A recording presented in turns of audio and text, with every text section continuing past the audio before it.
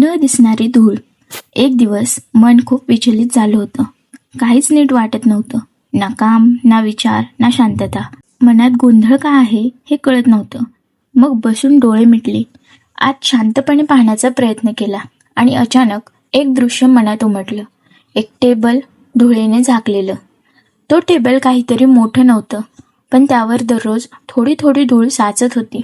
इतकी की एक दिवस ते टेबल पूर्ण धूसर झालं आणि मनात एक विचार जागा झाला.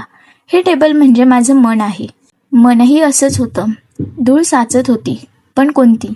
थोडासा राग, थोडीशी भीती, थोडी उदासीनता, थोडे जुने विचार, थोडे अपूर्ण निर्णय.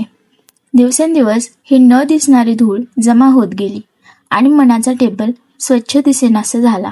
तेव्हा जाणवलं, समस्या मोठी नव्हती, फक्त ती रोज साफ करणं बंद झाली होती. मग त्या दिवसापासून एक छोटा नियम केला. आजची धूळ आजच पुसायची. कुणावरचा राग आजच सोडायचा. भीती आजच ओळखायची. गोंधळ आजच लिहून काढायचा. नकारात्मक विचार आजच थांबवायचे. आणि हळूहळू टेबल स्वच्छ दिसायला लागलं. त्यावर ठेवलेल्या इच्छा, स्वप्न, योजना सगळं पुन्हा दिसू लागलं. एक शांत बदल सुरू झाला आतून. आणि मनाने हळूच म्हणलं, बदलासाठी पर्वत हलवायची गरज नसते. मनावरची धूळ पुसली तरी पुरेसं असतं.